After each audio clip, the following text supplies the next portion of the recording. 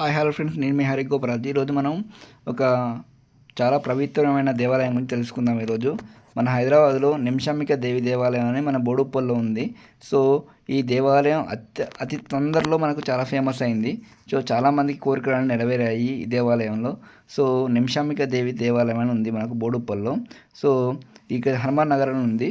So Penta Reddy colony Hanuman నగర్లో మనకు ఉంది. బోడుప్పల్ అనేది ఎగ్జాక్ట్ అన్నట్టు.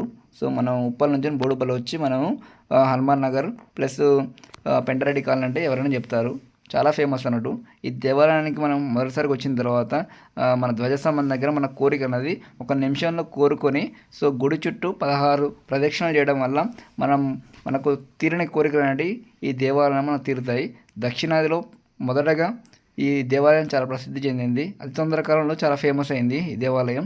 సో గుడి చుట్టూ మొదటగా మనం ధ్వజస్తంభం దగ్గర కోరిక కోరుకొని సో మన కోరిక నెరవేరడం కోసం 16 ప్రదక్షిణలు చేసి మనం అమ్మవారిని దర్శించుకుంటే మన కోరిక నెరవేరుతుంది.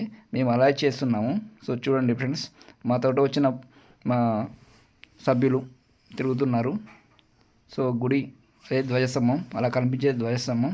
ఆ ధ్వజస్తంభం దగ్గర మనం కోరిక కోరుకోవాలి. గుడి నిర్మాణం ఇంకా అభివృద్ధి చెందుతుంది కాబట్టి గుడి నిర్మాణంలో ఉంది. సో కావున గుడి బయట మేము ప్రదక్షిణ చేస్తున్నాం.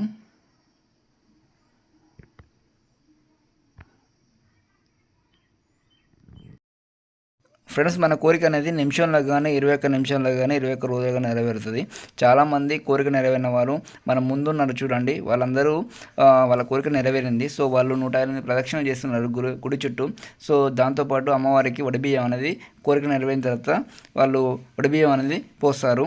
సో కోరిక నెరవేరిన వాళ్ళు చాలామంది మన ముందు ప్రదక్షిణ ఇస్తున్నారు. చూస్తున్నారు కదా అమ్మవారిని. సో చాలా దివ్య రూపం ఉంది. చాలా ఏంటంటే ప్రజెంటేషన్ బాగుంది. అమ్మవారిని చూడగానే మనకు నెగిటివ్ ఎనర్జీ అనేది మొత్తం పోతుంది. సో చాలా ప్రశాంతంగా మాకు దర్శనం జరిగింది. ఈరోజు పబ్లిక్ అనేది చాలా తక్కువ ఉన్నారు. సో మిగతా రోజులలో చాలా ఎక్కువ ఉంటారు.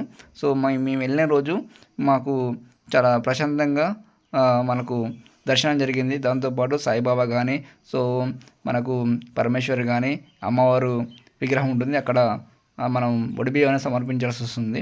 సో రాములవారు కానీ ఇక్కడ అమ్మవారు ఉన్నారు కదా, అమ్మవారి దగ్గర వడిబియ్యం అనేది చాలామంది ఇస్తారు కోరిక నెరవేరిన వారు.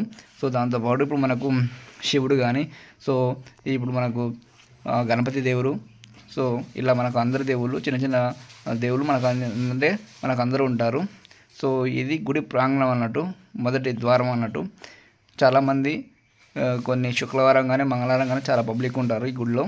చాలా మనం వెళ్ళాలంటే కూడా చాలా ఇబ్బంది ఉంటుంది. ఈరోజు మనకు గురువారం రోజు మనకు కొంచెం పబ్లిక్ తక్కువ ఉన్నారు. సో మాకు దర్శనం